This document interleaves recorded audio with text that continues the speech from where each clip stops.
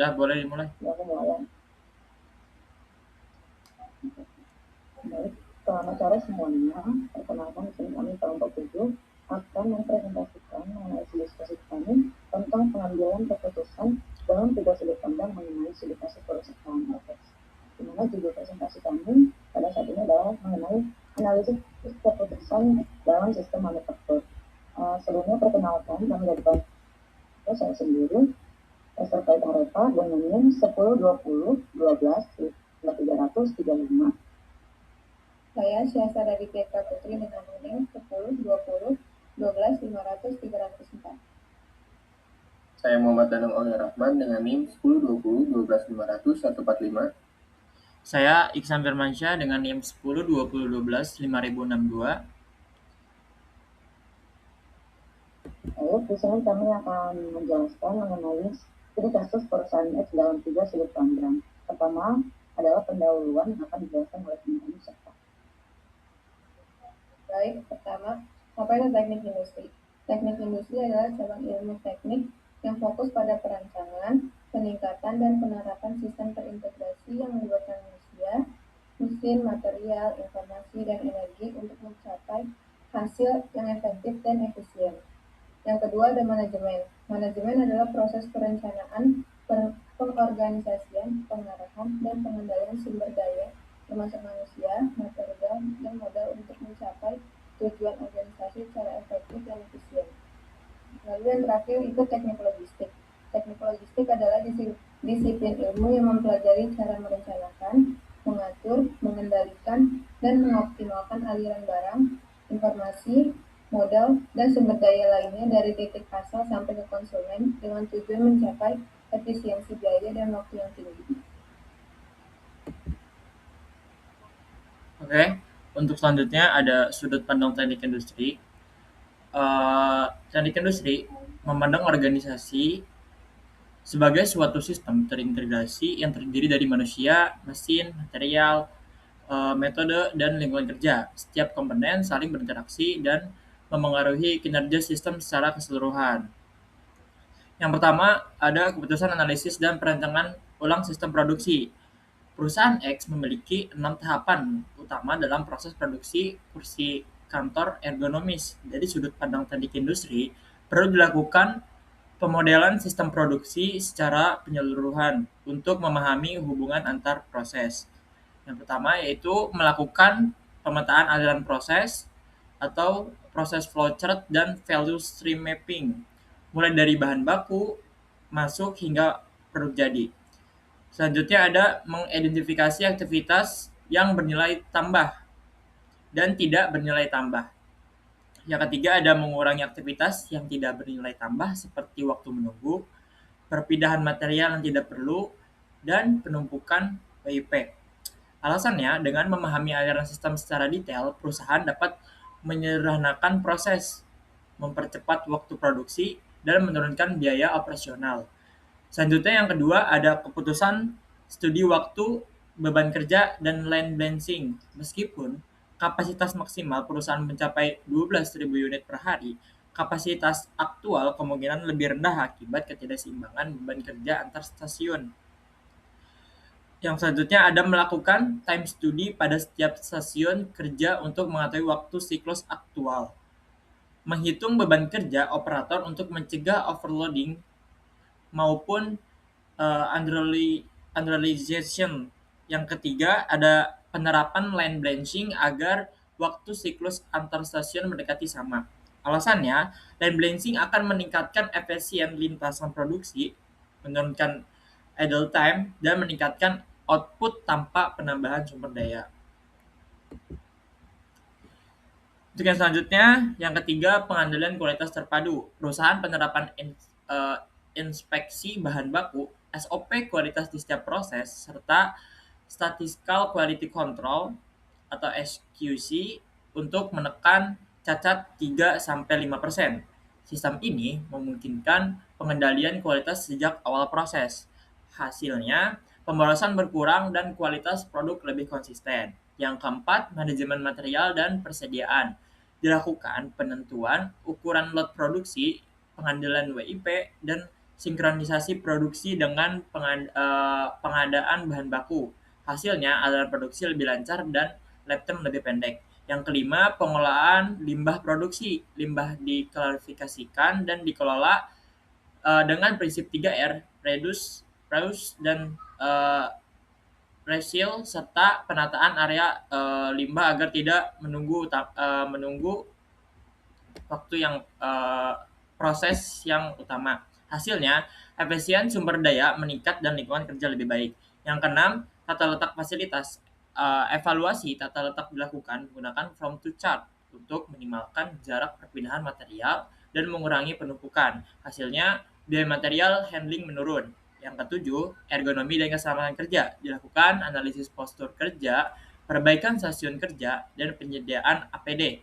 Hasilnya, produktivitas meningkat dan resiko kecelakaan menurun. Yang kedelapan, ada kapasitas dan penjadwalan produksi. Penjadwalan disusun berdasar kapasitas aktual dan prioritas produk untuk menghindari overproduction. Hasilnya, pemanfaatan sumber daya lebih optimal. Yang kesembilan, ada produktivitas tenaga kerja. Ditetapkan standar waktu dan output, dilakukan pengurangan produktivitas, serta pelatihan tenaga kerja. Hasilnya, efisien kerja dan kualitas produk meningkat. Kesimpulannya yaitu pendekatan teknologi industri memungkinkan perusahaan meningkatkan efisiensi, kualitas, produktivitas, dan keberlanjutan sistem produksi secara terpadu. Untuk selanjutnya akan dijelaskan oleh rekan saya. Baik, seterusnya adalah sudut pandang keilmuan manajemen dalam keputusan manajemen operasional dan SDM. Di mana keputusan yang pertama yaitu mengenai optimalisasi sistem tenaga kerja. Keputusan ini yaitu mengenai mempertahankan sistem pekerja tetap dan kontrak, namun menambahkan standar kerja dan pelatihan singkat bagi pekerja borongan. Alasannya itu karena pekerja kontrak dibayar per unit sehingga biaya variabelnya lebih fleksibel. Kemudian yang kedua, tanpa standar kerja, risiko cacat meningkat dan merugikan perusahaan. Dampaknya terhadap performa yaitu menurunkan biaya akibat produk cacat dan juga meningkatkan produktivitas dan keuntungan per unit. Selanjutnya, keputusan yang kedua yaitu tentang penguatan quality control produksi. Di mana keputusan itu menerapkan quality control berlapis atau incoming material dan proses produksi. Alasannya karena terdapat 3-5% bahan baku tidak layak pakai. Dan alasan yang kedua adalah cacat lebih murah dicegah di awal daripada diperbaiki di akhir. Dampaknya terhadap performa yaitu mengurangi pemborosan bahan baku dan menekan biaya produksi dan biaya. Kemudian yang selanjutnya yaitu keputusan manajemen dan strategi bisnis. Keputusan yang ketiga yaitu menginvestasikan sistem pengelolaan dan pemanfaatan limbah produksi. Alasannya adalah limbah itu menyebabkan biaya penyimpanan tambahan dan risiko lingkungan. Dan yang kedua, limbah besi dan plastik berpotensi dijual atau didaur ulang. Dampaknya terhadap performa yaitu menurunkan biaya operasional jangka panjang, menambah potensi pendapatan tambahan, dan juga mengurangi risiko pencemaran dan juga sanksi. Kemudian keputusan yang terakhir atau keputusan yang keempat yaitu fokus pada strategi produk. Keputusannya yaitu meningkatkan proporsi produksi kursi premium, di mana alasannya yaitu kursi premium memiliki harga jual 2 kali lipat versus standar. Dan alasan yang kedua adalah biaya tambahan itu masih sebanding dengan margin keuntungan. Dampaknya terhadap performa yaitu meningkatkan total keuntungan perusahaan dan optimalisasi penggunaan kapasitas produksi. Selanjutnya akan dijelaskan oleh rekan saya.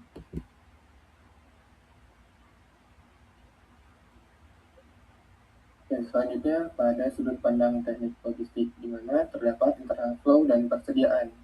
Yang pertama itu merupakan manajemen persediaan bahan baku dengan menerapkan sistem EOQ atau Economy Order Quantity, di mana jumlah pemesanan bahan baku dapat optimal. Kemudian ada safety stock. Safety stock itu stok pengaman sehingga dapat mengantisipasi ketidakpastian, serta ABC analisis. ABC di sini itu maksudnya dengan memisahkan beberapa barang sehingga dapat dibedakan. Kemudian dapat mengurangi overstock dengan kerusakan bahan dan biaya simpan. Selanjutnya, pengelolaan limbah dan reverse logistik dengan mendaur ulang sisa besi, busa, dan tin sintetis dan plastik. Kemudian, penanganan limbah B3 itu debu powder coating secara terkontrol. dan menekan biaya disposal dan risiko pencemaran. Kemudian ada optimalisasi tata letak gudang, di mana dengan memisahkan gudang bahan baku, VIP, dan produk jadi. Kemudian layout berdasarkan aliran proses, di mana flow oriented layout, serta mengurangi waktu dan biaya material handling.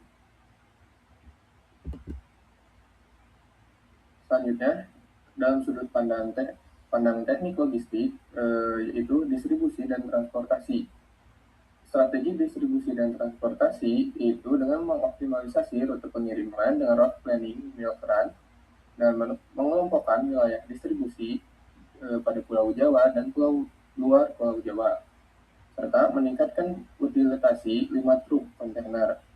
Selanjutnya, dalam merencanakan distribusi produk, demand forecasting berdasarkan wilayah dan jenis produk yang kita buat, serta stok minimum di gudang regional berpermintaan tinggi. Yang terakhir, mengintegrasi sistem informasi logistik, di mana mengintegrasi data persediaan, produksi, dan distribusi, serta memonitoring stok dan pengiriman secara real-time.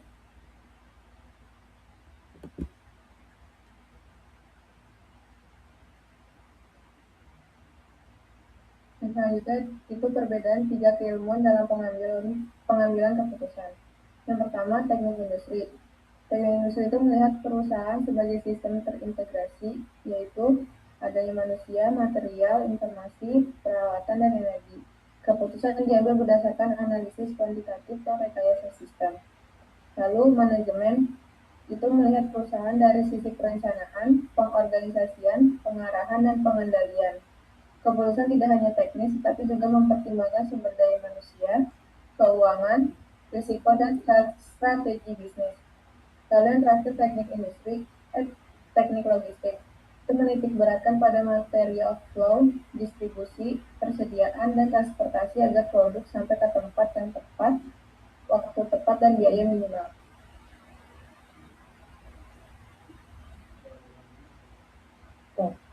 Baik, kesimpulan dari presentasi materi kami hari ini yaitu berdasarkan studi kasus perusahaan X, peningkatan performansi sistem manufaktur tidak dapat dicapai hanya dari satu sudut pandang keilmuan.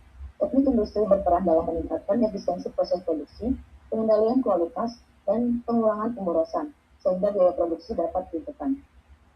Manajemen berfokus pada pengambilan keputusan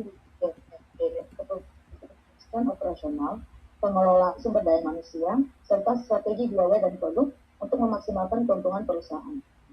Sementara itu, teknik logistik berperan dalam pengelolaan aliran bahan baku, penyimpanan, dan distribusi produk agar pengiriman lebih tepat waktu dan biaya logistik lebih efisien. Integrasi ketiga sudut pandang tersebut memungkinkan perusahaan meningkatkan produktivitas, menurunkan biaya operasional, serta menjaga keberlanjutan usaha secara jangka panjang. Baik, demikian presentasi kami pada kali ini.